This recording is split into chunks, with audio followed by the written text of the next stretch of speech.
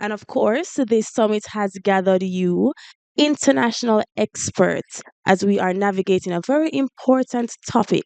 Now, we have two very, very special speakers for this segment, and their names are Mrs. Anika Shuttleworth, who is the Chief Information Officer at ICT Authority, and we have Mr. Christopher Reckord, and he is the Deputy Chairman of the National Identification and Registration Authority. Let me tell you a bit more about our speakers.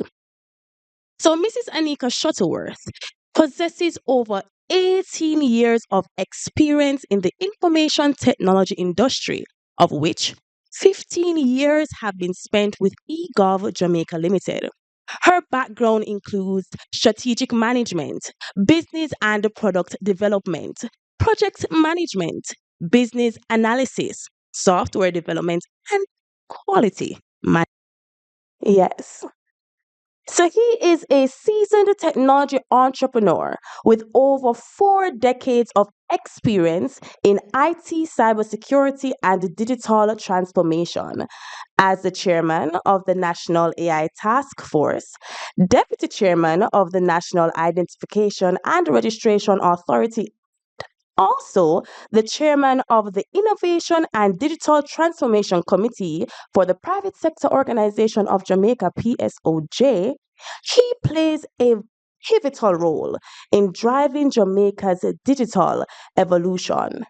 A former CEO of T-Tech Limited and co-founder of Innovative Cooperative Solutions and former chairman of the Data Protection Oversight Committee, Chris is a leader in the Caribbean tech landscape. He's also deeply involved in public service, holding various government-appointed positions, and is the co-author of Successful Digital Transformation: Your World, Your Business, Your Life Reimagined. Ladies and gentlemen, put your hands together for our speakers. Good morning, everyone. I promise you I'm not going to sing. Our host actually got my name correct because her surname ends with Worth, so she gets it. I'm actually also from UA, so I'm a proud Pelican. Yes. And interestingly, I'm also from St. Thomas. How is that? There we go. So we're connected. And the others who are not from Jamaica have no idea what St. Thomas is. It's a parish in our wonderful country. The best. Welcome to Jamaica. I am Anika Shuttleworth. I'm the CIO for the ICT Authority. Now, let me say this. Some of you may know us as eGov Jamaica Limited. That's as at April 1 last week. We're a brand new minted organization. Thank you very much. And we have a lot of work to do in transforming our nation, Jamaica, that we love so much. And as I said, I'm a proud Jamaican. And just like my friend over there, we know how to rock this thing as Jamaicans.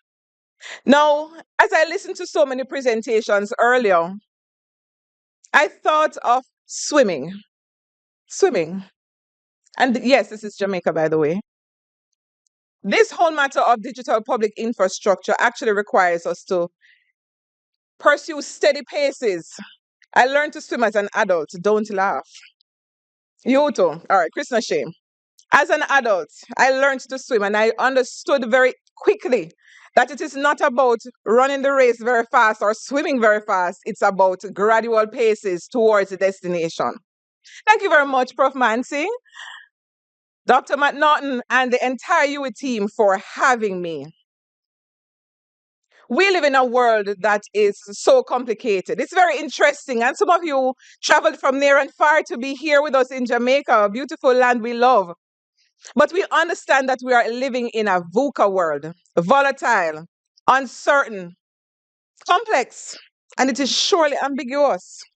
This is the world that we're living in. We would have been through the COVID-19 pandemic, and that's really taught us as persons of who understand our nation, who want to see our nations progress, that we really have to think very much more deeply Of course, there are geopolitical issues that are at play right now. I'm not going to get into those, but it's interesting times for every single one of us.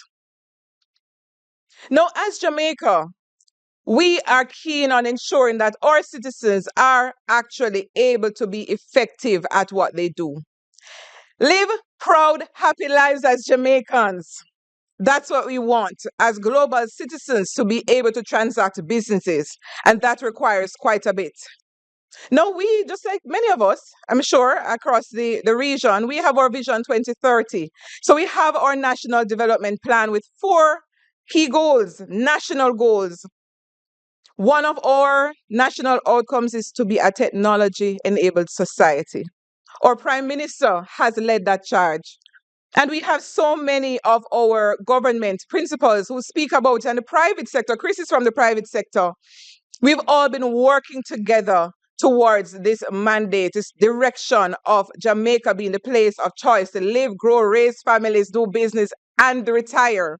Right, Chris? Chris is not yet retired. Now, the digital economy is one that we would have had to carefully consider.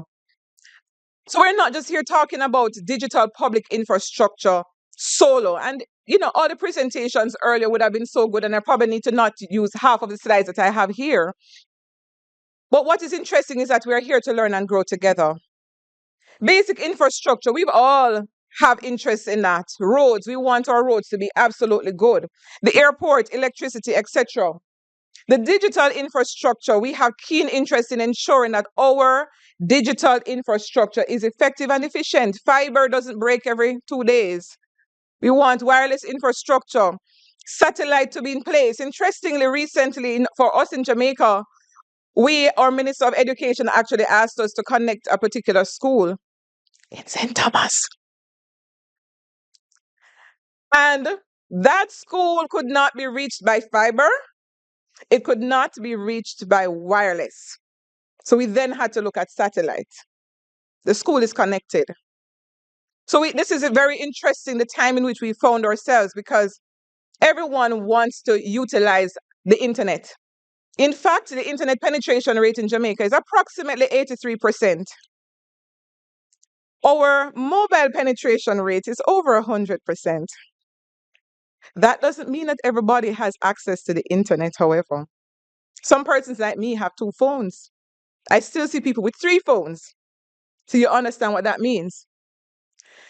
Our connectivity in terms of social media or usage, about 50% of our population, and our population is approximately 3 million persons. So we have to really do a lot of strategizing as to how we're going to utilize this technology that we talk a lot about. We use the technology. We love the technology. Some of our older people are using the technology to order lots of things on Amazon. Just last weekend, I had to caution somebody who happened to help an elderly lady to get connected to Amazon. I said, you need to know, be careful. She goes ordering all kinds of things that she doesn't need and wonder where the money disappeared to.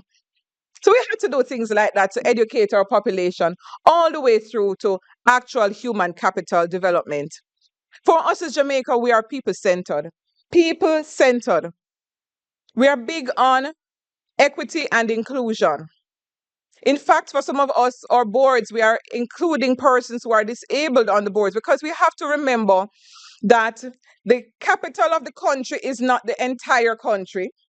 The very well abled and the young do not represent the entire population, so we have to serve the whole. So we have to be looking at social cohesion, sustainability, amongst other things. Now, for us as Jamaicans, and I am a proud Jamaican, I probably should have worn my black, green, and gold today, but I'm a proud Jamaican. Yes, somebody's back there waving the Jamaican flag. That's right. Global competitiveness and a better standard of living is really what we want. And I have adopted this from Senator Dr. the Honorable Dana Morris Dixon. We're working towards a new economy, and we're already in this new economy where we have local skills. But guess what? We are globally engaged. We have persons who resign from organizations right here in Jamaica. They take up job opportunities in Canada, for example, and yet remain in Jamaica. We are living in that kind of time. So we have to continue to ensure that our businesses thrive. connected government, or government continues to work to ensure that its entities are indeed connected, because if we are not able to talk as government, then that of course impacts our service delivery. Now, as I always remind persons why we exist, it is to serve the people of this nation. That's what it is. As simple as that. So we continue to build on our digital skills, of course, our digital infrastructure. And a big one is the legislation. Too many times, and I don't remember who had said it earlier, we spend a lot of time talking about the technology. We also neglect the business processes. We tend to put solutions in places that really we should have taken a more strategic approach towards business process review, re-engineering, optimization, all of that kind of thing, looking at the legislation. So all of these are things that we're looking at as a country, Jamaica. Now, our digital public infrastructure, again, I will be saying some things that were already said earlier. Just imagine roads and railways. For us in Jamaica, DPI represents these software, these platforms that provide foundational building blocks for service delivery. That's what it is about. So we're moving from point A, utilizing the connection that we have through our various devices and our national broadband, through digital services, and of course, to the point of attaining productive use and impact. Earlier, one of our speakers would have spoken about the various aspects of DPI, digital public infrastructure. Critical is a matter of the foundation, essential functions for digital transactions. And that is how we actually, that's what Jamaica's journey is really about. Foundational building blocks, looking at the entire society and how can we build once, reuse many times. That's what it is. And you know, when you think about it, I said only a fool gets up and does the same thing every day. So our situation is that, guess what? If you have to build a system once and you realize there's a second opportunity coming up, you build for reuse. In fact, think about reuse. And Prof. Mansing is here. She actually was my lecturer when I was in my bachelor's and my master's. And that's one of the things that I remember always to build for reuse. Jamaica's digital public infrastructure, as I mentioned, it really is to maximize socio-economic development. For us, at the base, connectivity. We have a broadband, and in fact, during the pandemic, we would have collaborated, and I see one of our telco partners here. We would have had a collaborative effort towards building a broadband around the country, around the island of Jamaica, connecting various points. As a government, we could not have done this alone. So I have to give a special shout out to our partners. Yes? Secondly, is a matter of fiber.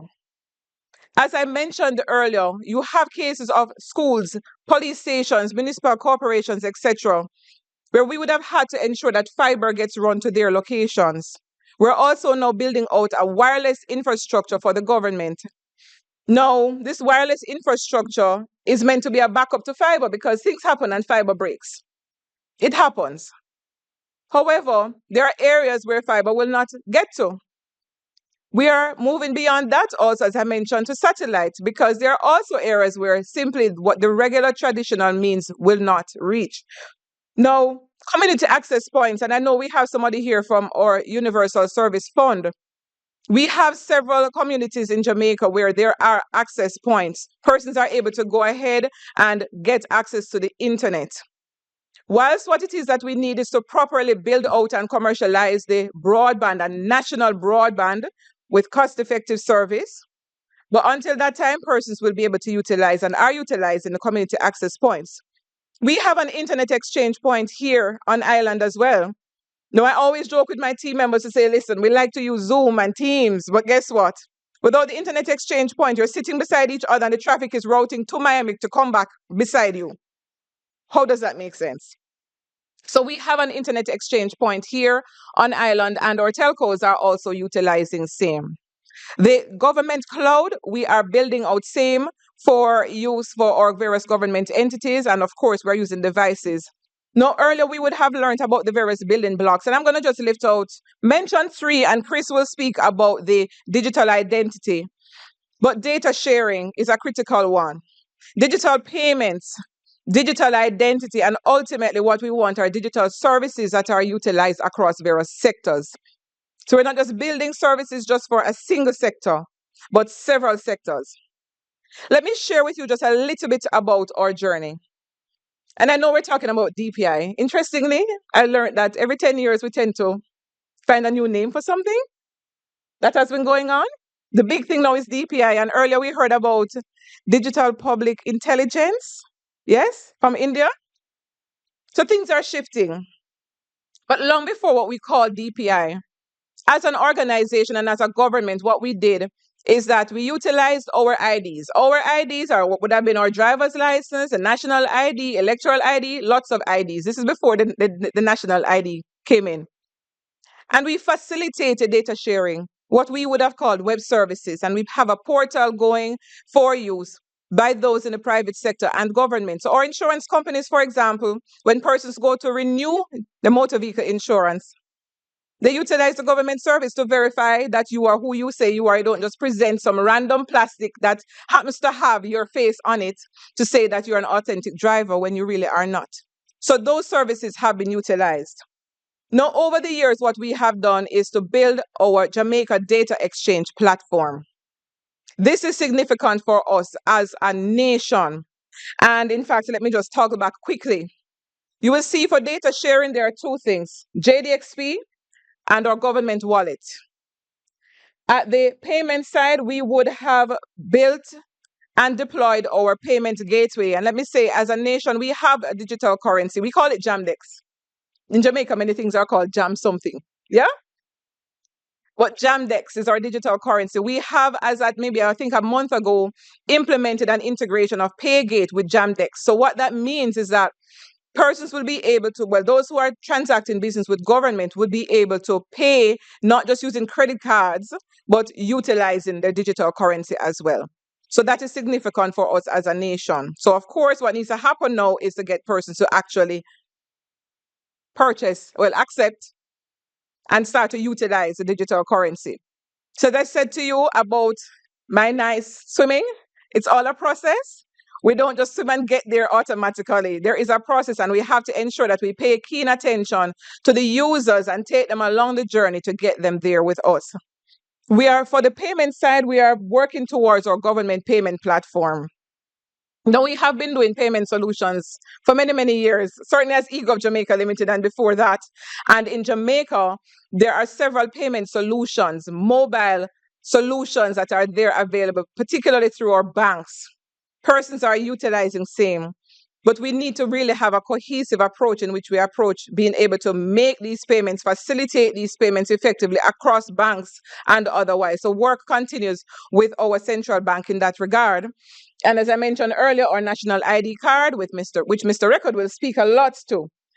Gov Wallet, we do have a wonderful partnership going with CDPI and co-develop.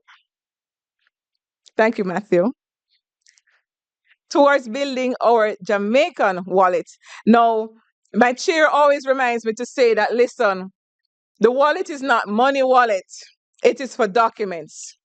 That's what it is.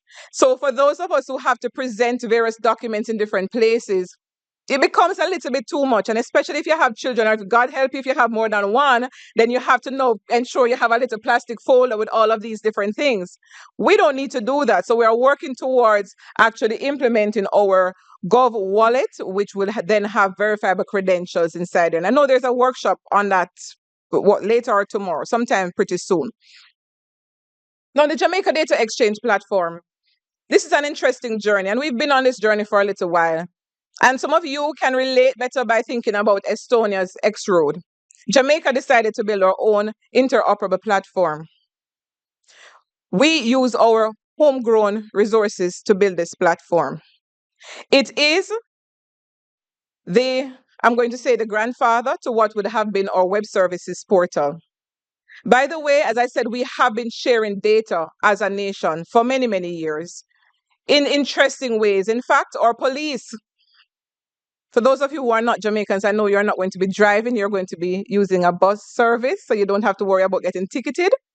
But our police here have their smart check devices. They have their mobile devices. One of the things that they do is that they run the license plates. They do that. They also check on your driver's license to see if it's expired.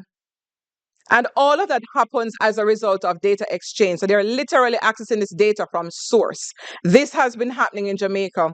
But JDXP now is a means by which, because we recognize the extent of the digital transformation taking place, it really did not make sense to continue building web services. Old school way. My team will tell you that to build an API used to take months. Now we're able to get this thing down to hours. That is significant. So when you have a data exchange platform, you're looking at efficiency. What you're looking at is improved service delivery. Again, that's why we exist. We are here to serve. We are not just here to get excited about technology. We are here to serve. You want improved service delivery. For us, what we're thinking about is once only policy. And I heard somebody mention it earlier. If you have a member of a family who is deceased and you have to, every single place you go, be presenting a death certificate, that's not a very good feeling at all. All right. So once only present your ID at a particular point, and then the government knows about you. So therefore, continue to do the business. Enhance data sharing and collaboration. So again, I don't remember who had shared the picture of those. Remember those? I think it was you who had shared those very interesting pictures. I decided not to share Jamaica's pictures. But you know what? We're all not very different when you think about it, because it's a journey. We too have offices that are filled with papers and files, and I have a very interesting one. I said I was going to share that one, right? But we're moving towards paperlessness. When we get entities digitized and digitalized, then what it means now is that we need to do something with the data. I remember once deploying a particular solution on the Friday, and by the Saturday morning, I'm sitting down, got a call to say that the head of entity is now asking, what do we do with this data? I felt very proud. I felt scared because I said, wow, we need to get going. But I was proud to know that as leaders, we are thinking quite strategically. We're seeing the value of data-driven decision making, cost-effective efficiencies, and of course, the fact of having central platforms really makes a huge difference. And I'm not going to go through all of this in the interest of time. Governance, we have to look at governance. Better decision making is really ultimately what we need. Increased transparency and accountability, and data sharing helps to show some of those gaps. For us, we have had occasions where persons utilize their IDs. They go to do verification and they go to, let's say, an insurance company, present an ID, and insurance company checks back at the source. That record is not there. You aren't who you say you are.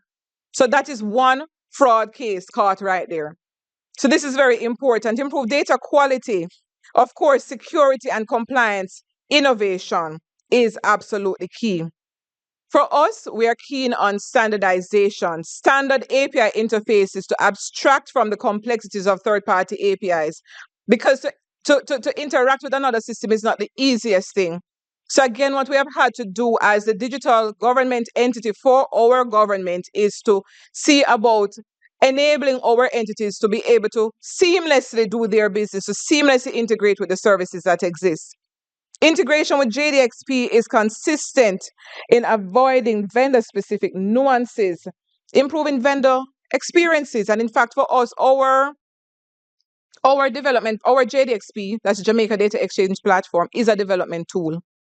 We don't just look at it as one to facilitate verification and validation. Our developers also use it because they have to also integrate various solutions. So it's multiple paths to data utilized in the platform. Lots of flexibility is built into the platform through elastic APIs, allowing dynamic configuration to meet the custom needs and the legislative requirements. Now, we have a Data Protection Act in Jamaica.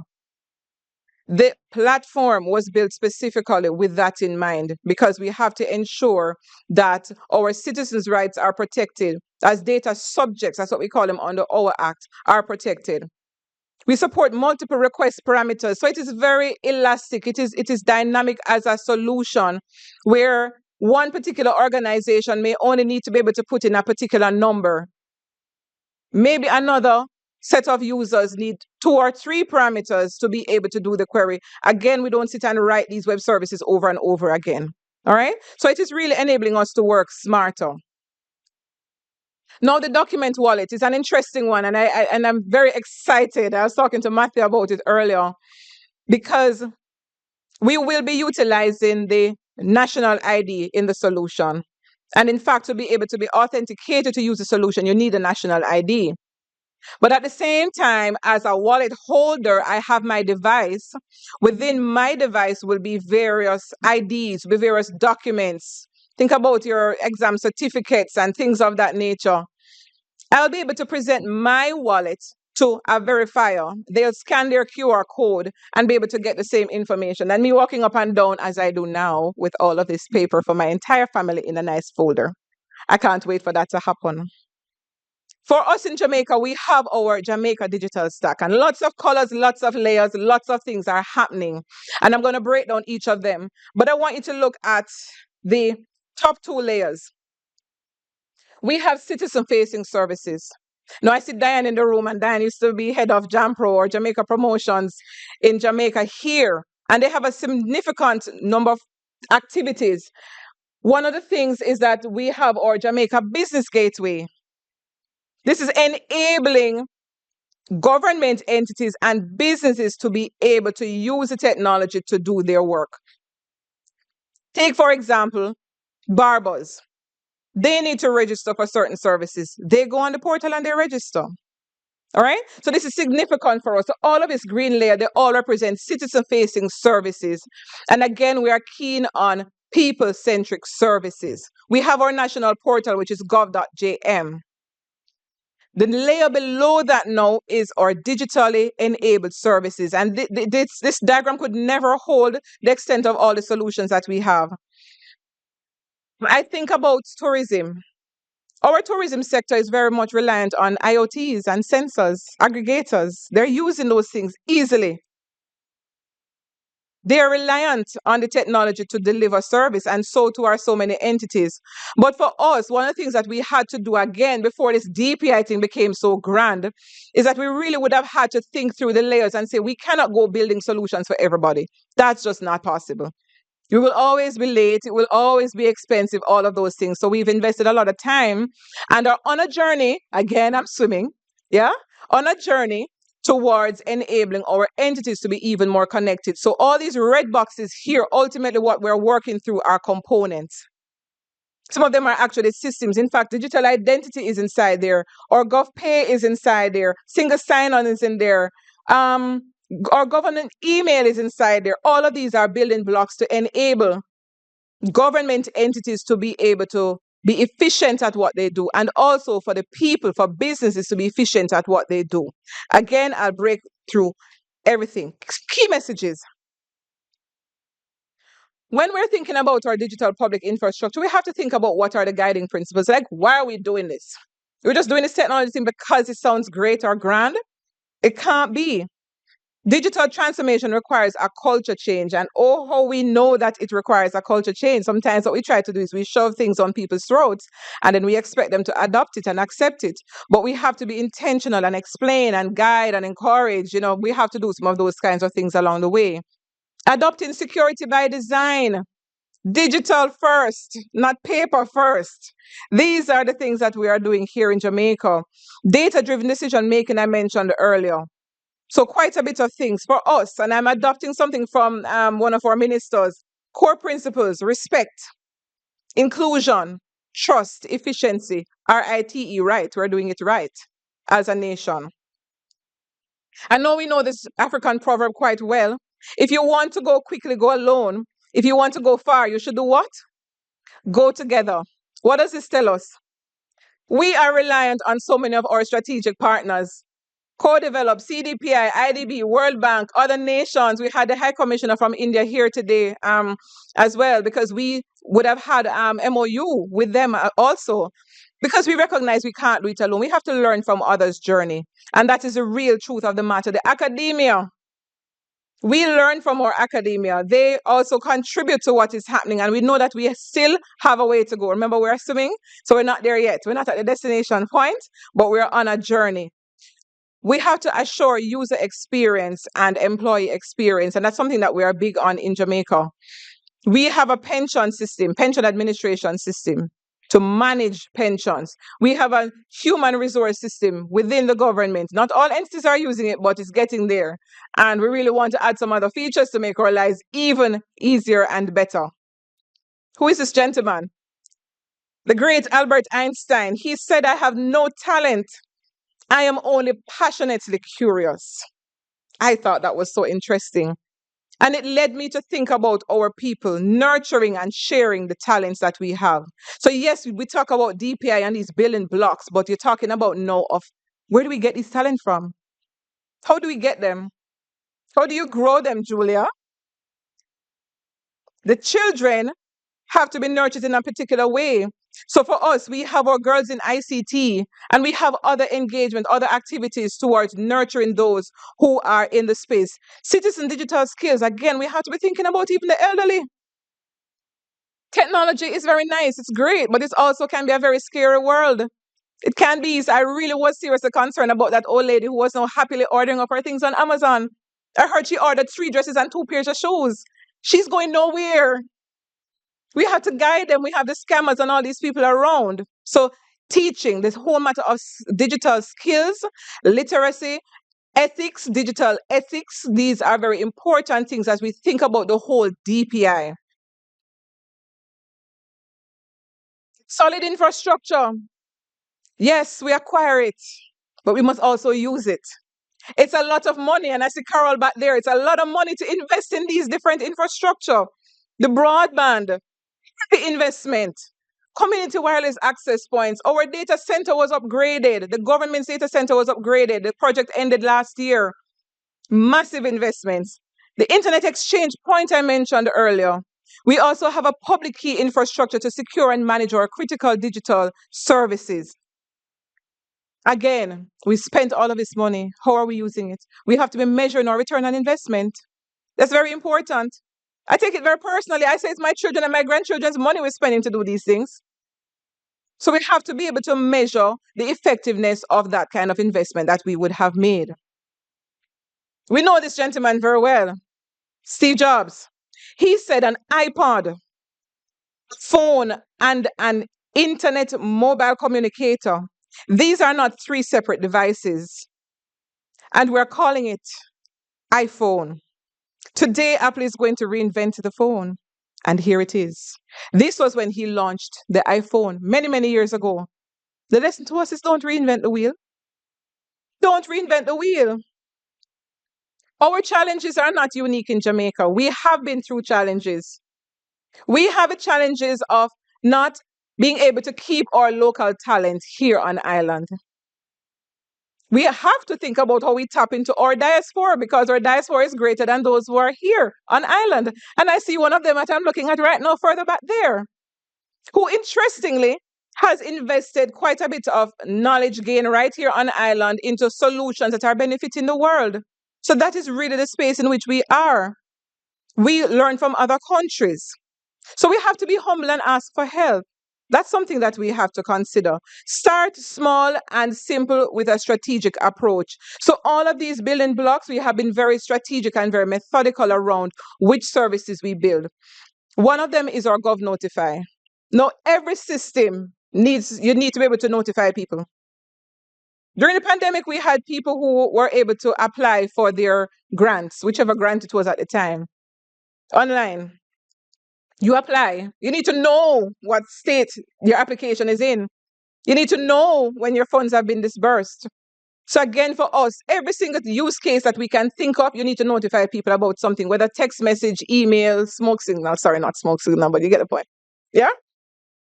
So why not build a Gov Notify component that can be utilized in other applications? So this is just yet another building block for us as Jamaica. Another key message, do not build monoliths. And we know what monoliths are. These huge applications that they literally topple over if you ever pull out one Lego piece because of how we architect our solutions. What we need and what we have been working on for our government is for it to be agile and adaptive. Yes, it sounds like a bad word. Oh, agile government doesn't sound like a thing. But again, this is where DPI is so important because these building blocks do help us to be more agile. So while sitting in here, I have a government minister calling me to say, listen, 5 months is not going to work for a solution. I need it done in 3 months. And I'm sitting on here scratching my head. How am I going to make this happen? This is real. So again, we have to just find in more effective and efficient ways of working, and one of which is to build domain-driven, design-based, modular, reusable microservices. And of course, we have to avoid vendor locking. And it's one of the things that through our own discussions with co-developer and CDPI, we've been looking at avoiding vendor locking as we look at our various solutions. And maybe the last one, digital solutions. Monitor the use and have honest retrospections. Be honest. For us, as I said, we know we have a challenge with talent. So we would, as a nation, have had to invest different means in which to train persons. We have our heart institution for vocational training persons now in robotics. That's one way to keep people here. They start to get excited. At least they're here to study. Get them into internship programs. Get them starting to work and contribute and give back, however long it is that we have persons. So quite a bit that we have to do, just reflect on what went well and what needs to go better. So again, our Jamaica digital stack is one that is not just around those basic 3 billion blocks of data sharing, digital payments, and digital identity, but there are other elements of our digital services that would overall make our experience better for us as a people, transacting business with our government, and of course within the private sector as well. So yes, we do live in a VUCA world. The world is very crazy. All kinds of things are happening. But again, for us, what we do is to convert this volatility into vision, strategic vision in terms of what it is that we're going to do. Yes, there is uncertainty, galore, lots of it. But we have to understand the lay of the land. Why are we doing what we do? If you don't know why, you can't find a solution. Complexity. We've had to find absolute clarity to some of the problems that we have, including funding, by the way. And one of the issues to do with funding is the same matter of partnerships, strategic partnerships. Ambiguity. How do you treat with that? It is through agility. So again, Jamaica continues to be a force within the Caribbean. It's an exciting time. I am happy to be within this space, ICT, and certainly for us now having our ICT authority, innovating, connecting, and transforming this nation one person at a time. Thank you very much. Anika, thank you very, very, very much. Fantastic stuff. You need to send me those slides. Lots to learn. There's too much to read. So I'm gonna just for the 3 minutes that I left, Maurice, I see a signal in me. My 45 slides won't work. So I'm gonna blast straight through just to the National AI Task Force stuff. But before I do that, I just wanted to go to a slide, and I see my friend Mervyn here, who was the president of the Jamaica ITS authority at the time, the JITSA we called it. This was, as you see the date, May 2014. So Anika said a while ago, we changed these names. We're talking about the majority of these things in the DPI for a long time, Merv. And in our document, we actually requested support. So I'm speaking from a private sector perspective, and when all this organization was an organization of IT companies, digital transformation, whatever you wanted to call it at the time, companies in the private sector that came together to lobby government. So this is the perspective we're coming from. So in this document, we spoke about, hey, we need ICT to enable some of these core services. So I'm super happy that there is this, as Anika, as I said a while ago, this term, DPI, I don't remember when it was coined, but to cover all of this stuff. So we spoke about economic reform will struggle without ICT reform. We also call for leadership. So over 10 years ago, we're asking for this, and you say, last week, ICT authority was formed. 10 years of balling, and we finally get it, right? Right? And of course, modernization of public sector, accelerated rate, all the things that just talk about were happening. We wrote this document, Merv, over 10 years ago, a collection of 30 IT organizations in Jamaica. So anyway, 2022, the PSOJ, Private Sector Organization of Jamaica, again, private sector, and a couple of my committee members are in the room. I think I saw Michelle Marias here. I remember who was from the PSOJ's committee.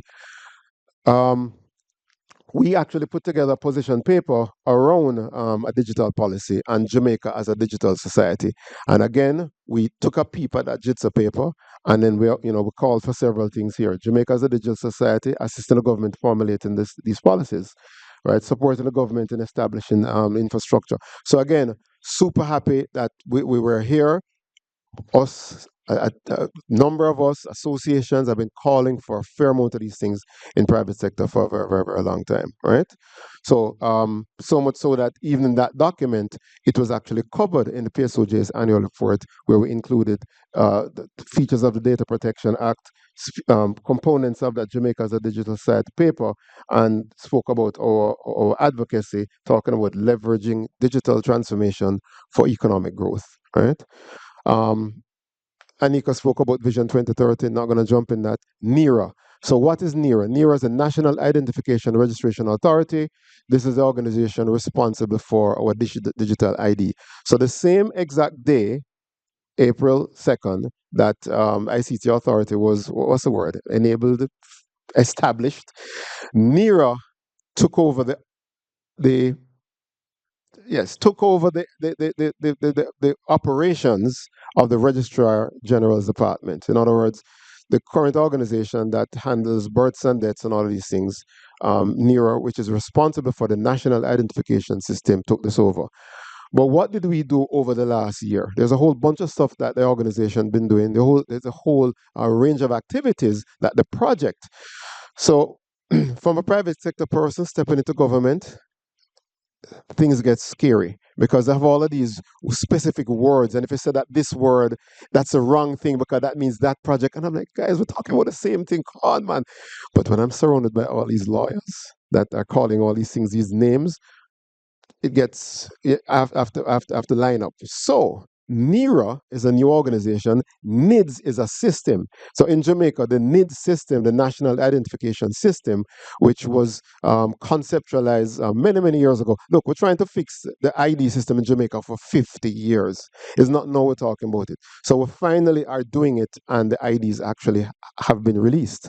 So this is a formal organization now that is to run the entire process of identification. So, a couple of the things that happened recently. So, last year, the regulations were tabled and the regulations were implemented during last year. So, the same minister, Dana Morris Dixon, who was recently moved from the office of the Prime Minister, and she's now the Minister of Education, is the one that tabled this through to Parliament as a senator at the time. In late last year, our Prime Minister, our Governor General, and several other dignitaries at that level received their national identification card. This is the honest to goodness real life card. It wasn't a fake card. It wasn't anything like that. It was the real card that they were given. And then now there are whole about 300 persons. So what was interesting is that we put out the call as to who was interested to. We thought we were going to get. So the placement was for 100 spaces to do the pilot, right? I don't know how many thousands applied. And so we actually had to triple it from 100 to 300 to just to take it through the process. And trust me, with that 300, we learned a lot of stuff that what worked, what didn't work. And, Anika, the stories are out there.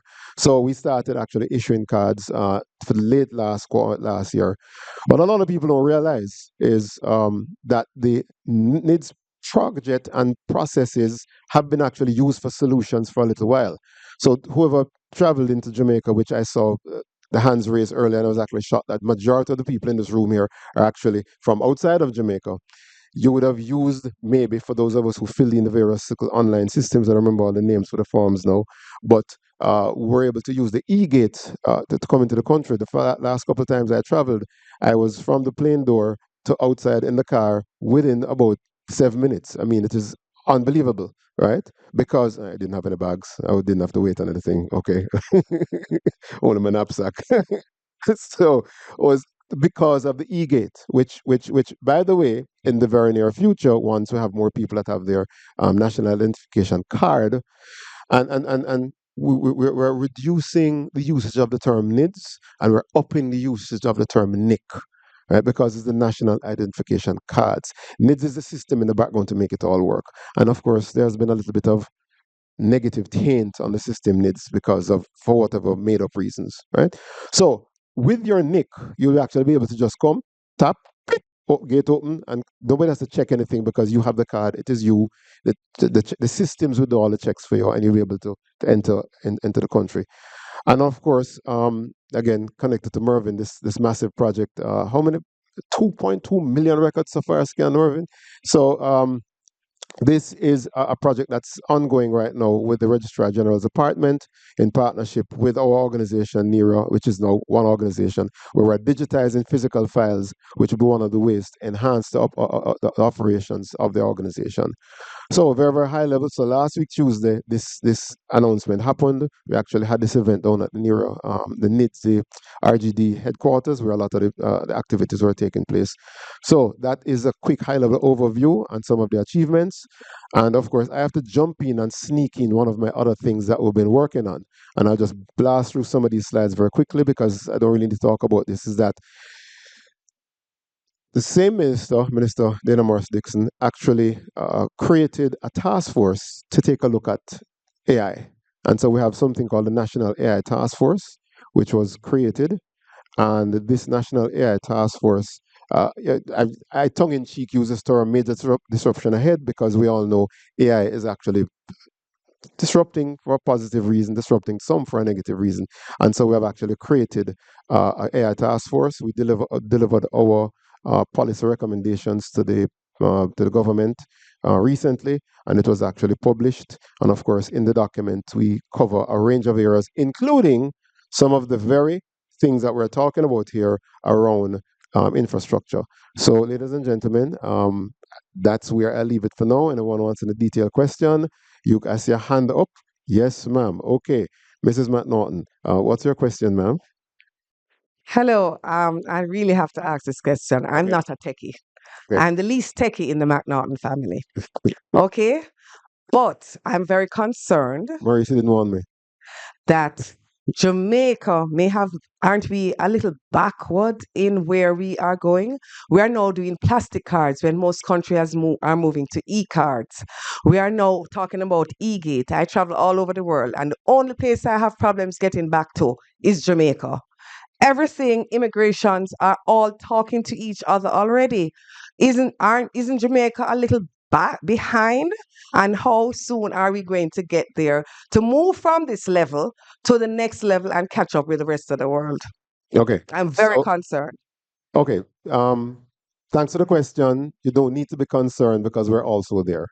So yes, we do have a card. We do have a card, and we also do have an e-card.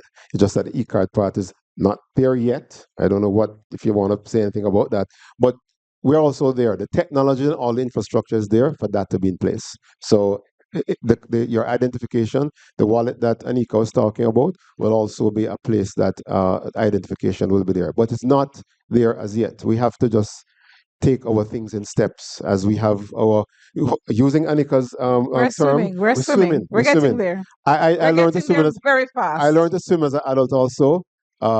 We are there. We have all the infrastructure to make it work, but we need to do one step at a time because we don't want to shock the system by making everybody have to be going digital and having wallets and having mobile devices. It would be a shock to the culture. So sometimes we have to be careful. But yes, we have it.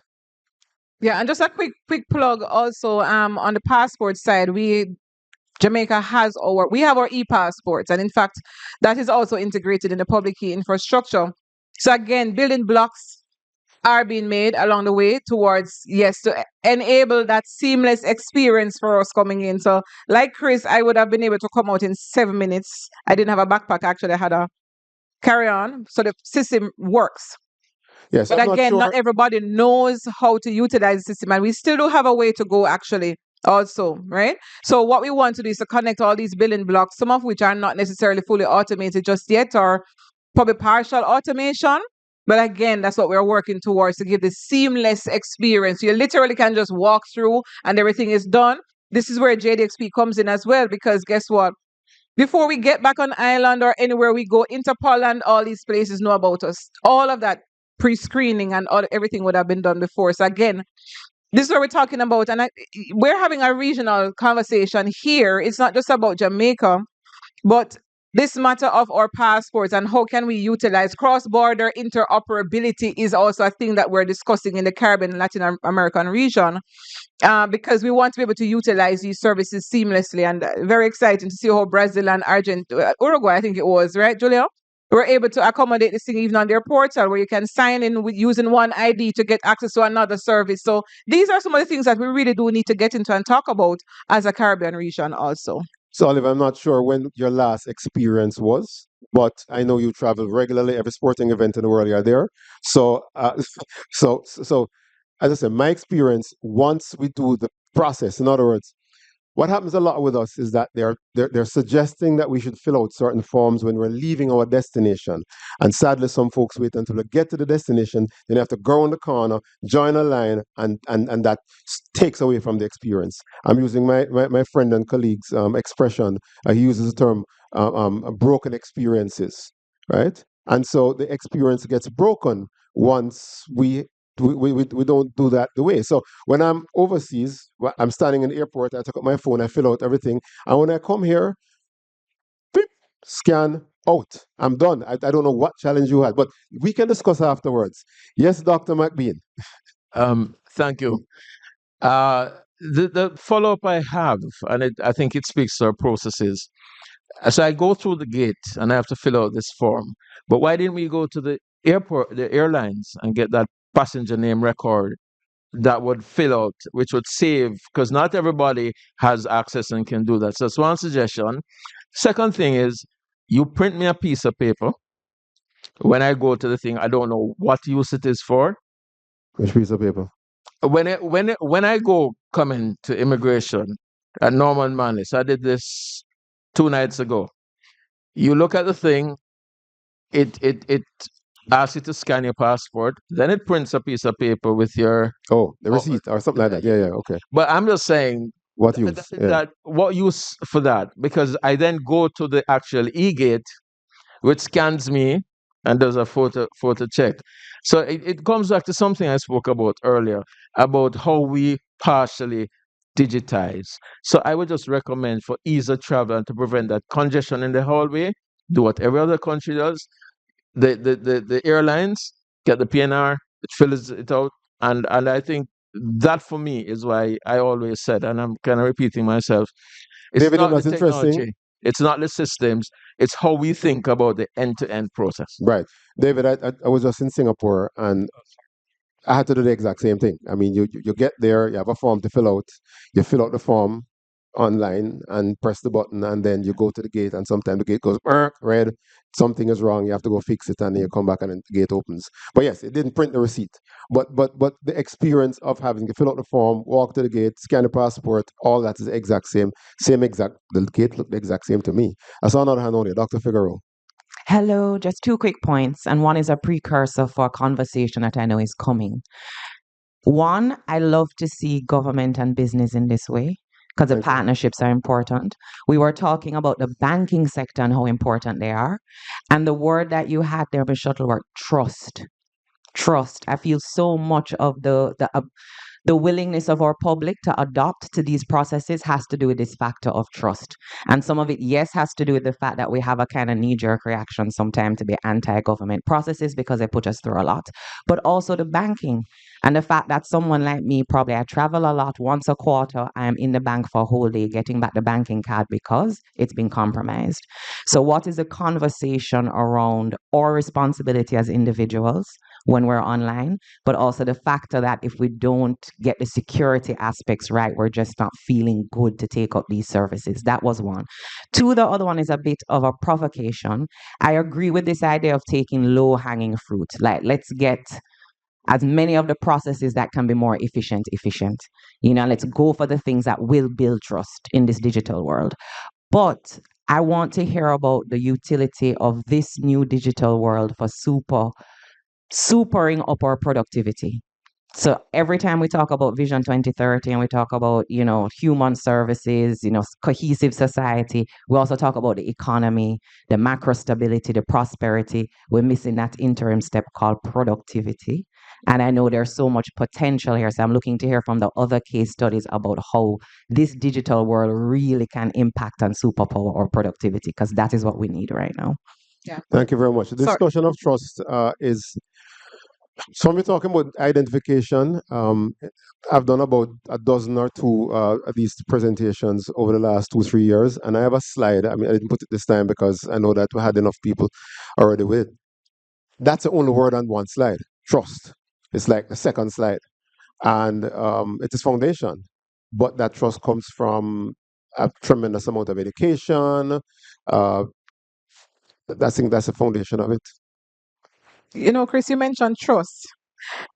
So I came through the airport 2 weeks ago and just observing somebody who is not very old going through the e-gates. The person it's at that particular gate, it's a two-gate system. The person went through gate number 1, it closed behind him. So he was now in the man trap, in that middle piece. What did he do? That's what he did. It's almost like somebody said, stick it up. That's what he did automatically. It just came, and I kind of felt it for him, because I'm saying, you know what?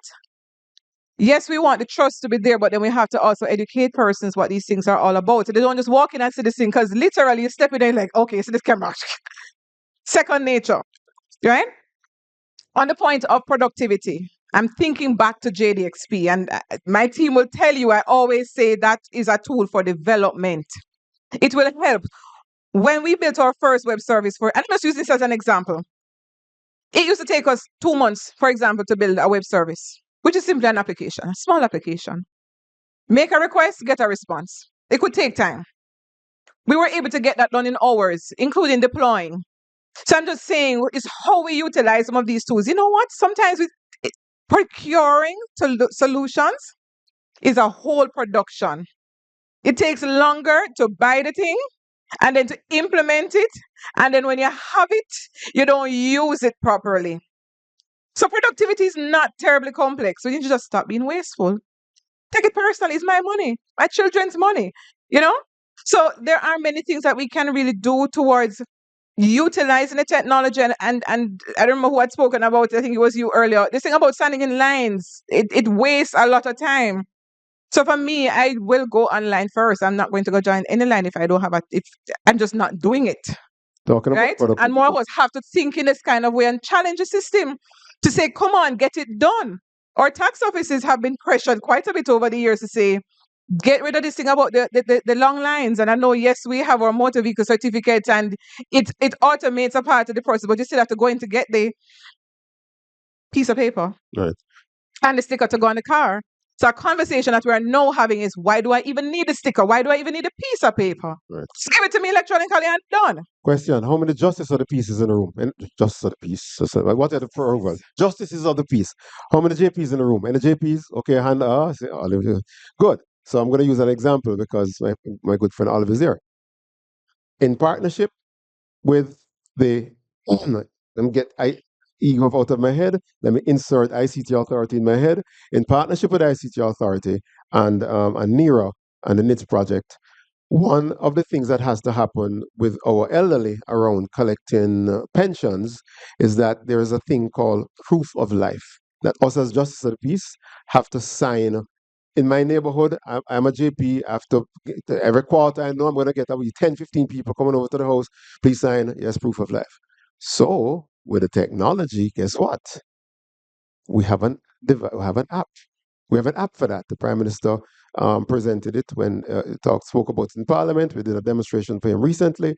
You just hold up the phone, and with the literally 2 or 3 things that you do, it scans your face to verify that you are you. You have your NIRA card, your NIC, tap, bam, it works. And we have tested it. And I don't know when launch is going to be, but these are some of the things to improve productivity, right? So things are coming. We have a huge list of use cases and looking to other countries to see what they're doing. And with the time signal has been given to me 10 times already. And so I can't take your question. We have to go. Ladies and gentlemen, thank you very much. Thank you all very much. Wonderful conversation. Thank you. With vision, understanding, clarity, and agility, we will continue to swim.